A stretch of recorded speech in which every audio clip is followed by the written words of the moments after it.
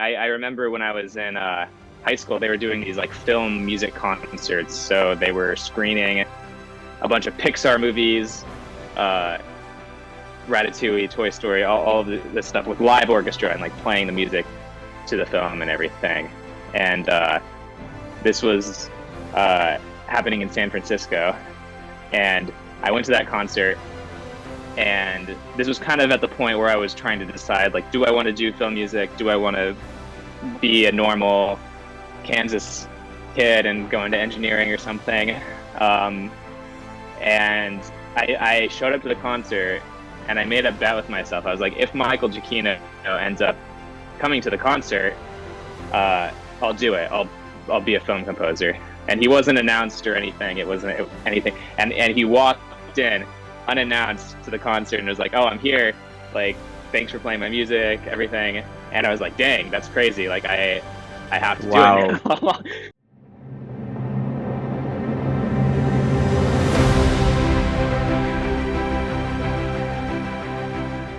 It's good to have you to talk about the upcoming HBO documentary Elizabeth: The Lost Tapes. I saw the advanced screening and with provided by HBO, and I, I absolutely not only love the film but love the music. Oh, thank you Especially so much. especially the soundtrack. When I got the tracks from your agent, just listening it to itself, it's very, very cool to just listen to it by itself and kind of feel reminded of a lot about classical music, which I think is sort of coming back now. I hear a lot of new series and composers sort of revisiting that era. So thank you so much. Yeah, for sure. I mean, I think I come from a classical background, so that's kind of always in a lot of what I'm doing. I grew up like playing in orchestras and studying classical music in that way. So that always kind of influences what I'm working on. But yeah, I think like Nicholas Breitel, uh, there's some really classically influenced composers that are doing film music today. So, and my approach to documentaries has kind of similarly been like music that you can listen to outside of the movie as well. A lot of documentaries I feel like are very just atmospheric scores or background scores, and yeah, I try to treat it just as you would a narrative film, and yeah, and make the score really fun and listenable. So I'm glad you enjoyed it. Well, two things I really found interesting and I liked, and I wasn't aware of them when I was watching them. When I was watching the film, was, well, the first thing was the entire film is just a collection of, as the title says, the lost tapes of Elizabeth Taylor's lost interviews, and everything is the visuals of her film, photos from premieres, videos, footage from premiere. Like, it was very unconventional. I'm a documentary director myself. Um, Yeah, so so just watching all these visuals, right, from a different era, and then hearing her talk to the hmm, interviewee, and at the same time not being able, which I think was a good thing, I couldn't distinguish the music that you had done and the music that was in some of the footage, like by default, which was I yeah, thought was really cool.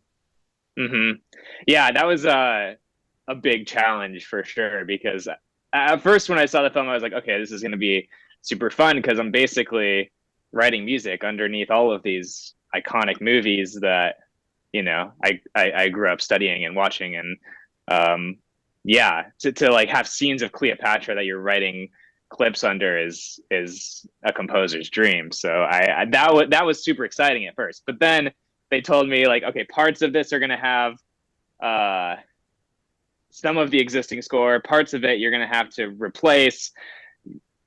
So, like, if I guess if you used a certain amount of, if the music was to the scene that you saw, it was fair use, and if they didn't, it wasn't. And so I Yeah. had to kind of create these like bridges and transitions between um, score that had been created for these old films and then my score, and try to make it as seamless as possible. So I ended up having to like figure out the keys and study the music of those older movies for a little bit to try to blend them together and just keep them as seamlessly as possible transitioning. But also like they also kind of just inspired me in the score. You know, just I wanted to do an orchestral score in that way and keep it in uh, a world that kind of a little bit felt like it could have been from that old classic Hollywood period. So yeah, I was listening to a lot of that music at the time. You mentioned fair use, which you and I know what that is.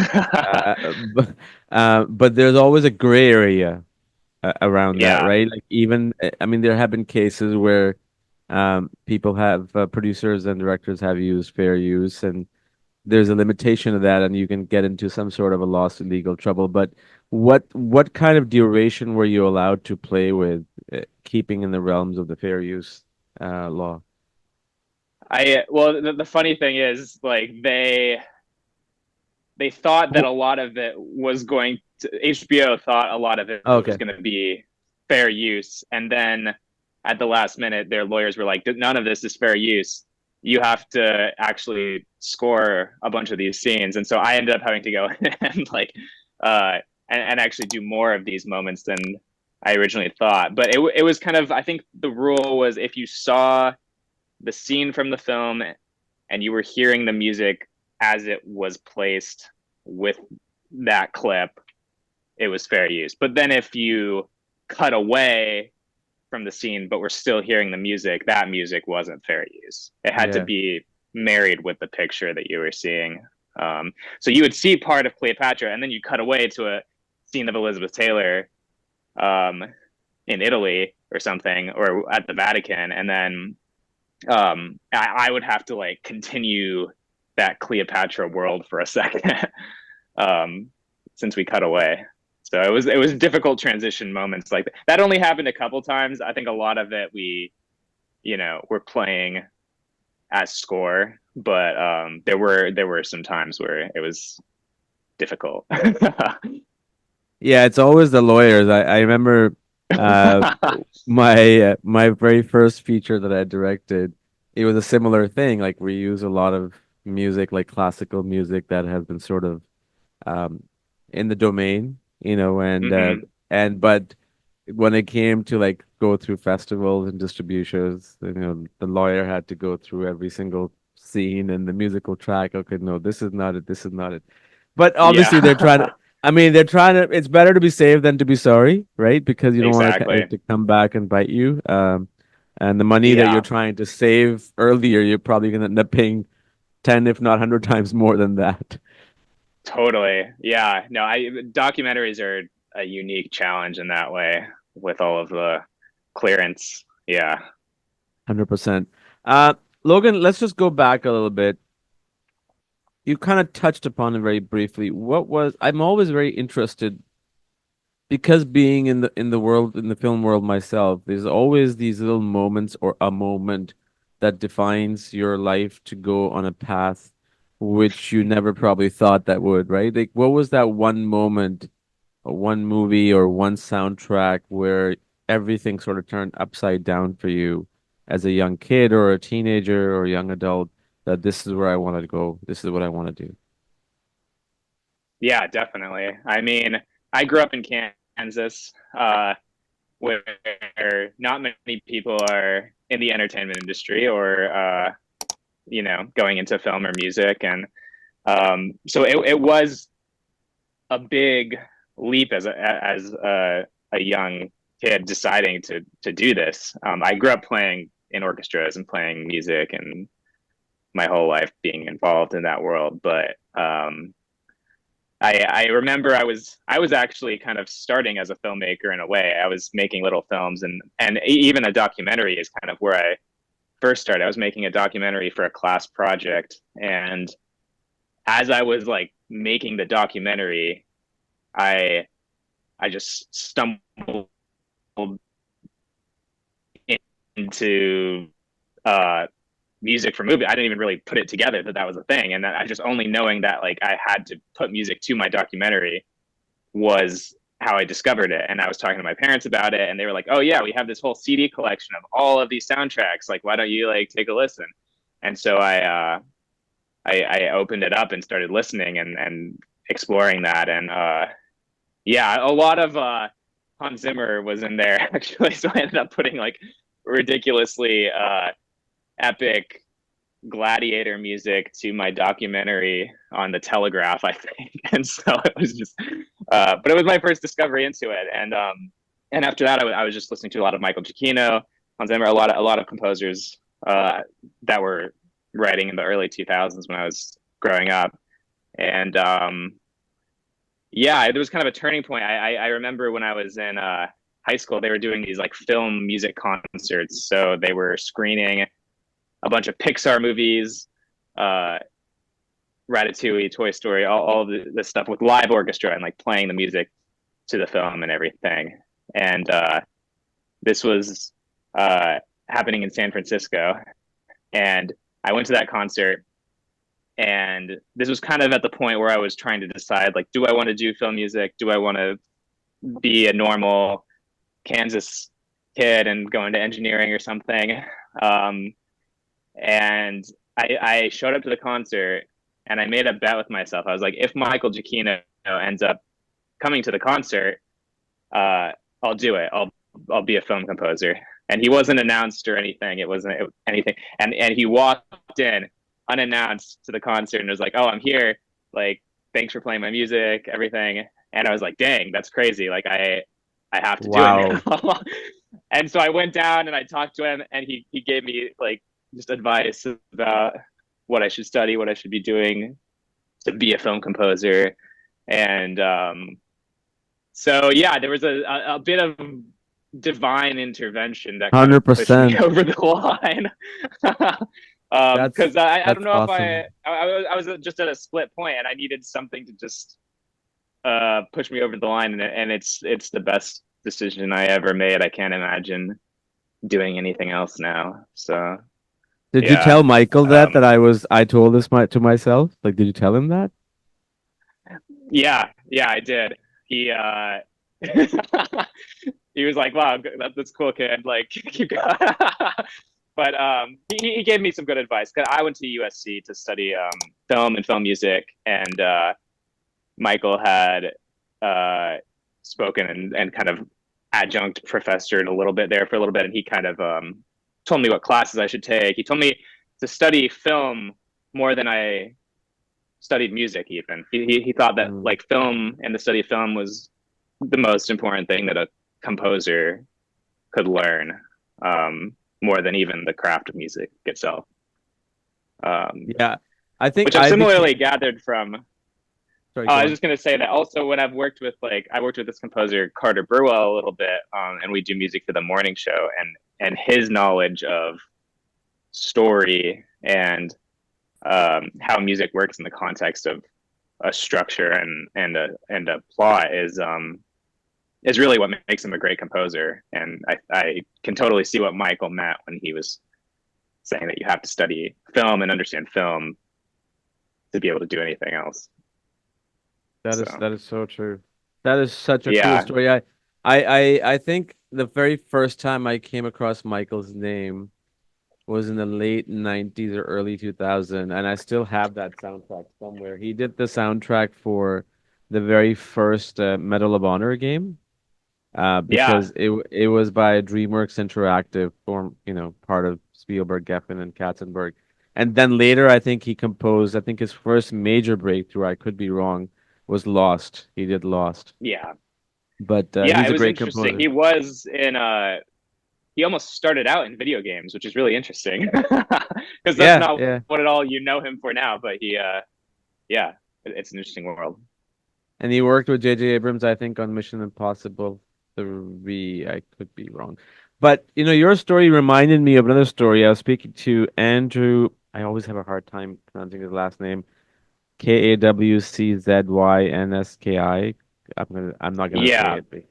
So yeah, he did the music for Gran Turismo, and he works with Lauren Belk and Hans Zimmer quite a bit. right. So he was telling me, because I had him on for Gran Turismo, like I think late last year or summer last year.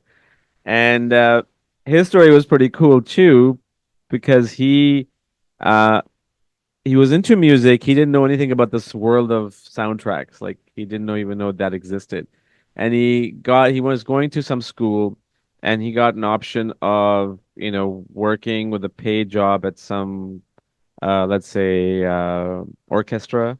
Uh Hmm. or there's an unpaid internship. This is early 2000s, with a composer named Hans Zimmer. Yeah.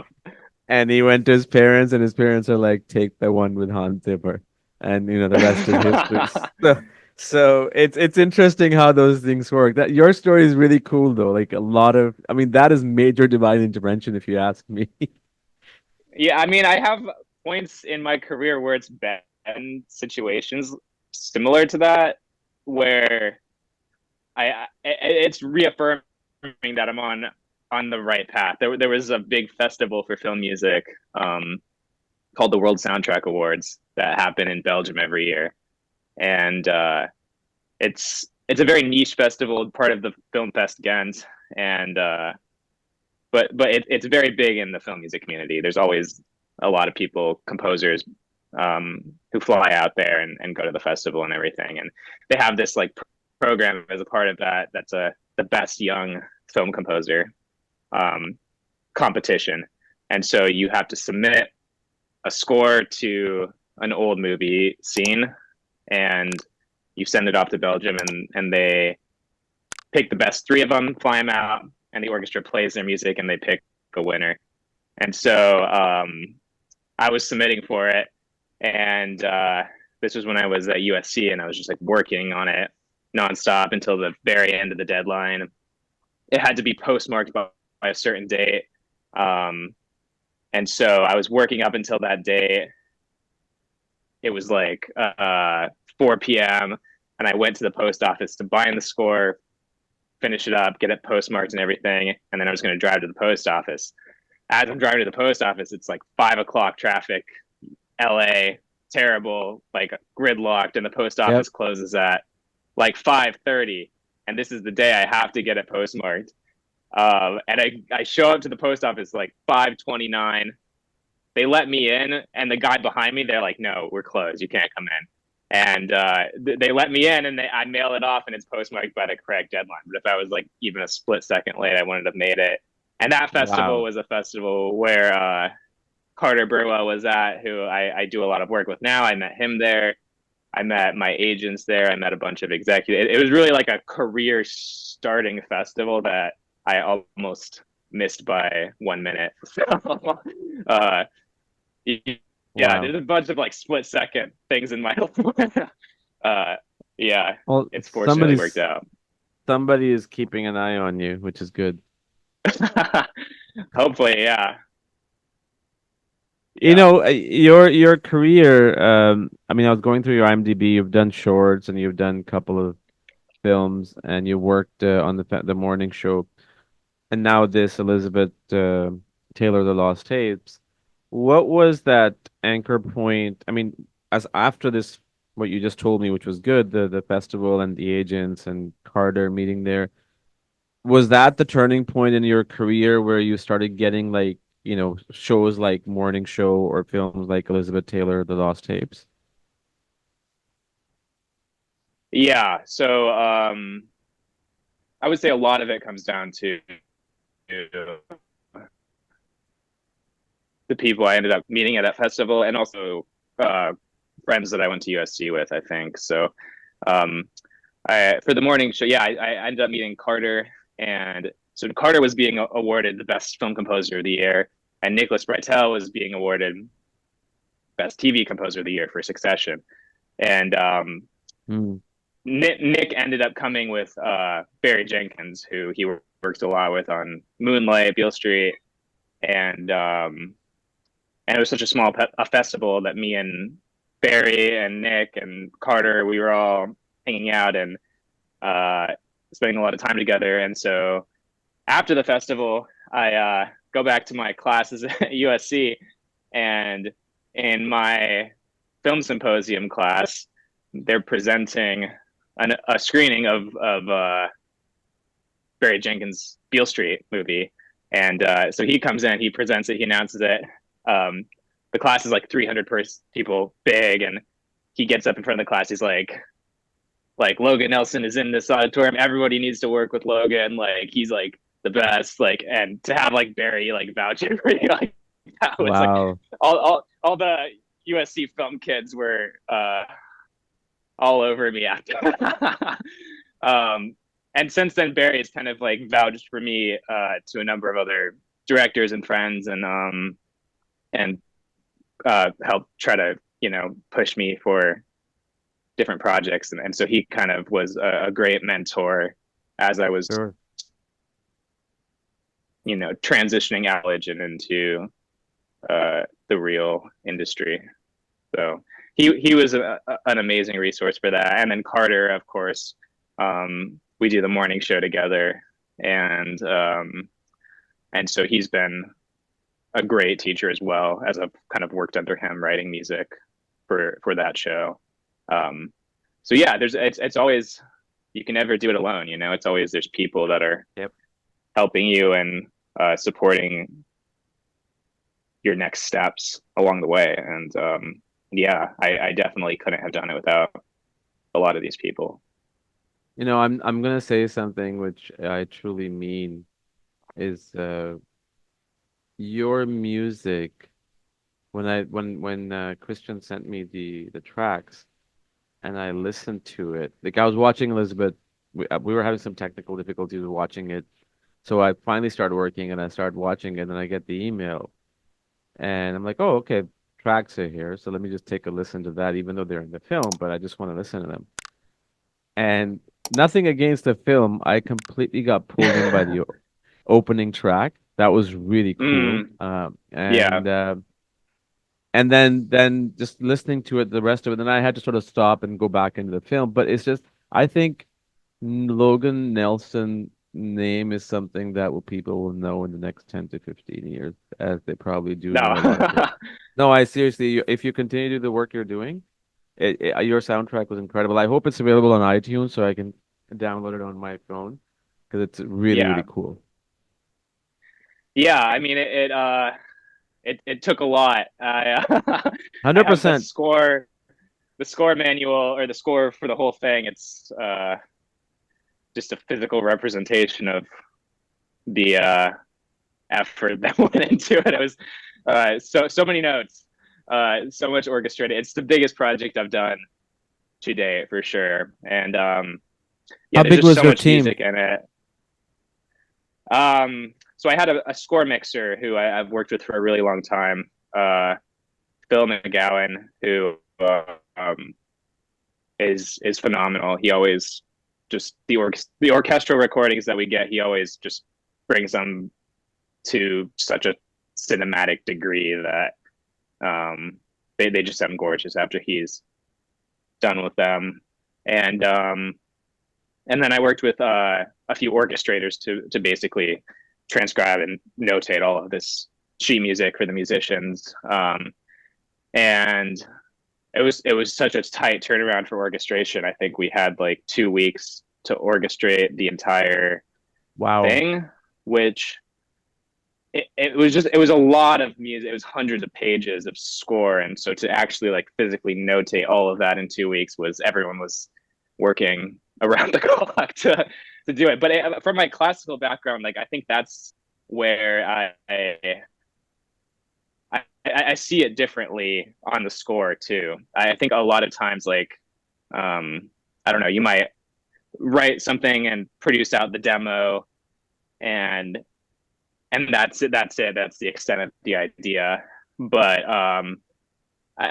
once I see it on paper, I start to like physically, I think, see how it could be better. Even I start to have like other ideas. I'm like, okay, there are like gaps in the horns here. Like, what if they do this? Or like, what if we actually can like notate this thing out? Because there's almost like a gestural, like physical element that's almost easier to do on paper than with computers. I mean, there's only so much you can get computer sounds to do, and once you kind of Yeah. free yourself and go to the score for a second, you can almost just like I was like constantly just uh I had like my iPad and like a pen, and I was just drawing shapes, giving them to the orchestrators. um, just it was a whole other level of being able to improve the music that I never done before. Or I mean, we didn't have the time, but I did it anyways.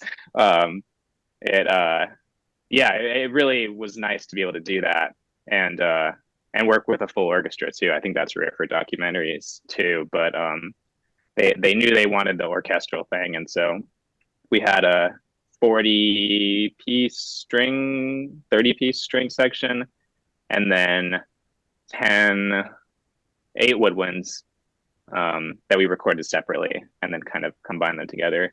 And then a lot of harp too. Harp was like uh, all over, and so we did a big harp session in my studio here, where we did tons of like glissandis and textures and all these kinds of things. It was used a lot. I mean, it was used in like the very like glamorous Hollywood periods where we're using like the harp suites, but then also there's some more like intimate moments where there's almost like a solo harp cue where you you're kind of in her head for a second, and we really stripped the score down. So yeah, I think a lot of times when she got really vulnerable, we always tried to go like kind of smaller with the score, and and use some solo instruments like that.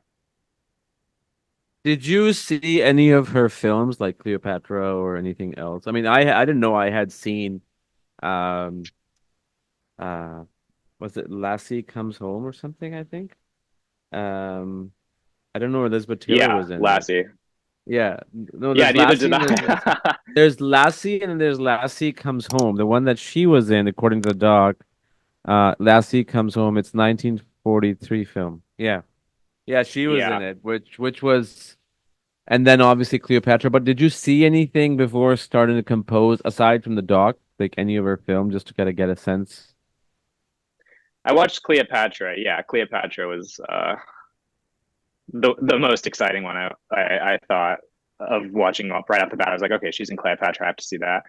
And then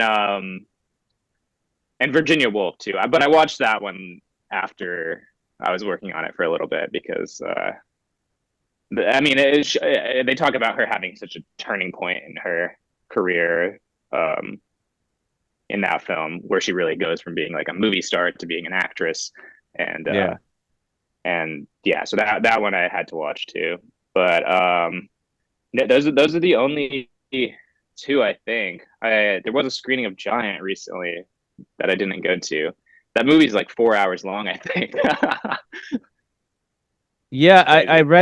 read a fun fact. Now I don't know if this is true, so I don't want to officially quote it, but I read it Yeah. online that because it had so many directors, the very first, I think it cost them $7 million for 3 months of production, and only 16 minutes of film was made.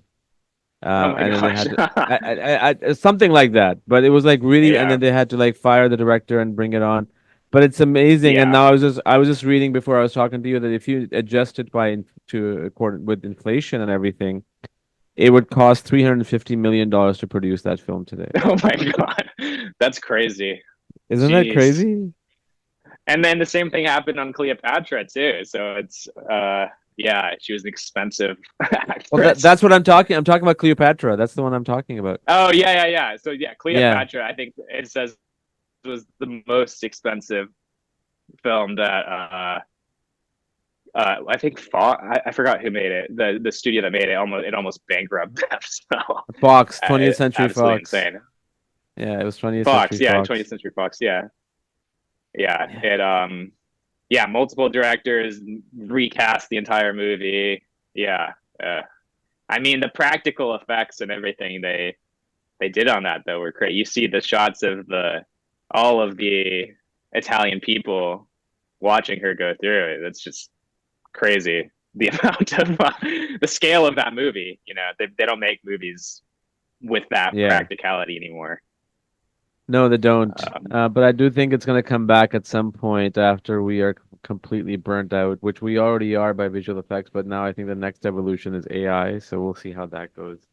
Um, but uh, Hmm. but going back to Elizabeth Taylor, The Lost Tapes, and your work on it, what what what track, if any, was the most fun slash challenging to create? It could be two separate tracks or multiple tracks. It could be one, Mm. and why? Mm. I mean, the there's this piano cue that it's interesting because it's just a piano cue, but it happens while it comes back twice, but it happens while Elizabeth is talking about Rock Hudson and James Dean and all of her friends that she had, and it's just a solo piano cue, but it's really like kind of inspired by like the jazzy kind of golden age sound. And I heard that in the temp, and Nanette, the director, was super attached to what was there, and Mm, piano is always super hard because it's just there's nowhere to hide. It's just piano. So right. Yeah. uh, I knew it would be a hard one, but I'm really it was hard, but I'm really happy with what I came up with for that. And I think as soon as I sent it, Nanette was like, "Where have you been all my life? This is amazing." And it I think it really captured like this balance between like that jazzy golden age, but then like modern score. And um, yeah, I was super happy with the piano piece. Strangely enough, but I mean the ending piece as well. The very ending of the movie, I knew I had to really get right. When I watched the cut with the temp music that I first looked at from Nanette, the um the ending like really made me tear up. I thought it was really an Yeah. emotional point as she's like coming into her own, and she says she's single for the first time, like all of that, like really I don't know, there was, after just seeing everything she'd been through and seeing how she had changed and everything, it was very emotional for me watching it. Then and then the very end where they're kind of showing clips from a lot of her movies and recapping that, it just felt like just such a beautiful uh you know Right. homage to Yeah. Hollywood. And and and that, I don't know, I love that kind of like old Hollywood stuff, and so I just really teared up at that, and I knew I had to kind of get that right for the emotion, and really um I'll try to make people feel the same way that I felt. um and so that was a tricky one to do and get right, but I'm also really happy with how I ended and wrapped that up in a hopefully emotional way. But No, it most certainly was, and one thing that I really loved about this film, aside from the story, the music, and I think of what you said, the old Hollywood, like as soon as the film begins, it just pulls you in. And I mean, I didn't grow up in 60s, right? I grew up in the late 70s and the 80s, but still just that feel of old Hollywood and just also the celebritism and mm-hmm. the the cameras that were being used by photog. It was just there's just something about it that I don't think it's ever going to go away. Yeah, it's all the stuff that I love about like that age as well. I obviously didn't grow up in the Yeah. '60s either, but looking at the I don't know, as a kid in Kansas, we would watch the Oscars every time they came on, and we would watch the Wizard of Oz every time it came on, and just like there's like an old Hollywood like nostalgia element that was is so beautiful and like emotional to, I guess, like kind of how I was brought up in a lot of ways. And so yeah, it always makes me emotional to kind of see that kind of period. And I thought they edited it just Oh, it exceptionally was well by it. incorporating all of the footage and everything. I felt like it was probably a challenge to do it in a way that's not Yeah. I don't know, tacky or just like disjunct, but it was emotional, and yeah, I really felt something watching it. I think the thing with old Hollywood is that, and what you said something about growing up in Kansas is at the end of the day, I believe no matter where you live, where you are in the world, there was something about old Hollywood was it was class, but more so simplicity. And at the end of the day, we Hmm. all like simplicity, even if we don't think we do, because that's what we connect to. It's the simple things like your daily routine, your family, your friends. Hmm. That just connects with you. And I think that will always live on. And probably that's why it's more in old Hollywood now because everything is like everybody's on Twitter, that barrier has gone and all that stuff. So, but yeah, I Yeah. agree with you 100%. I agree with you 100%. What's next for you, Logan? Anything exciting cooking up that you can talk about? Um, yeah, I've been in the doc world a lot right now, um, which I don't know how I got here. I just kind of fell into documentaries, and uh, um, I love doing docs, especially in the way that I like doing them, that are very stylized, like high uh, Yeah. impact scores, like yeah, and I just think docs are having such a good uh, period of time right now. It's just the era of docs, and I've loved doing it. Yeah. It is, and when you said I don't know how I Um, fell into the world of docs, that's my story too. I have never thought about directing docs. It was always narratives, and then somehow I just fell into it, yeah, and which is fine. It's okay. You can still tell a narrative story within a doc. exactly. It's almost harder, and if you get it right, I think it hits harder. But it's yeah.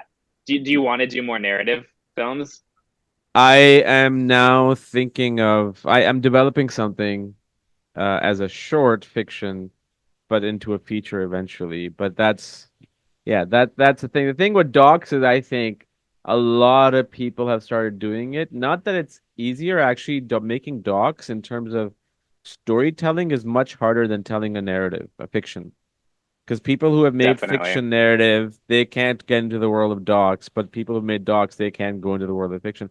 But the thing with docs is because it's about having a camera, having a small crew, as long as you have access and you know how to tell a story, it's somewhat easier than, hiring actors and Yeah. locations and all that, insurance, which you do for docs too, but you know what I mean. It's a little bit more easier. So I think that's why a Hmm. lot of people are doing it. I feel. Hmm.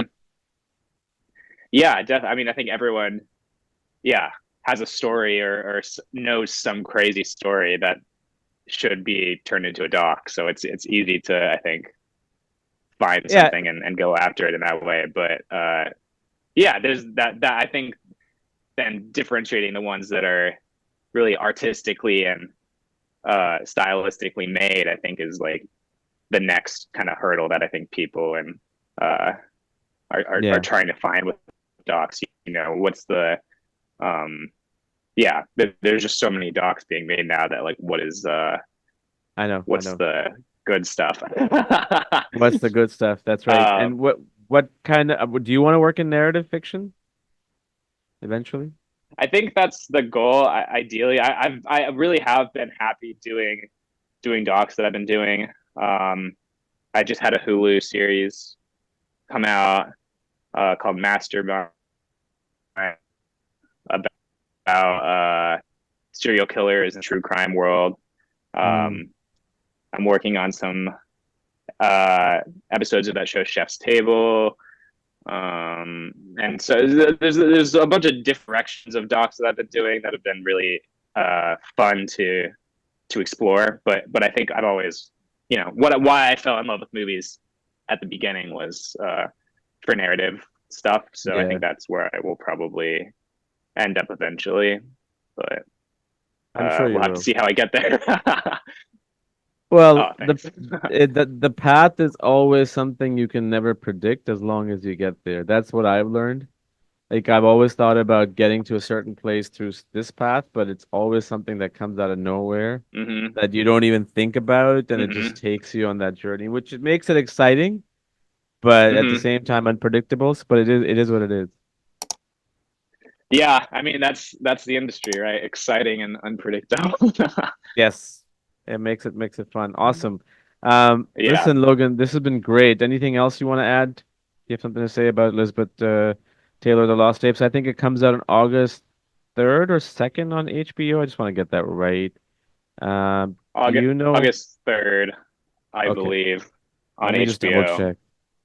Yeah. Um, Taylor, Lost Tapes. August 3rd on HBO. Yep, yep. yeah. Uh, Yeah. I highly recommend people should see it. I mean, not only it's a great film, but it's a story of someone that was a superstar at her time and a very vulnerable human being. And it's a really great film. And I wouldn't be surprised. I would be surprised if it doesn't get nominated for an Oscar. I'll say that. Yeah. Fingers crossed. No, it's done really Um, well. Not because it's a great story, it's just done really well too, right? So yeah. Yeah.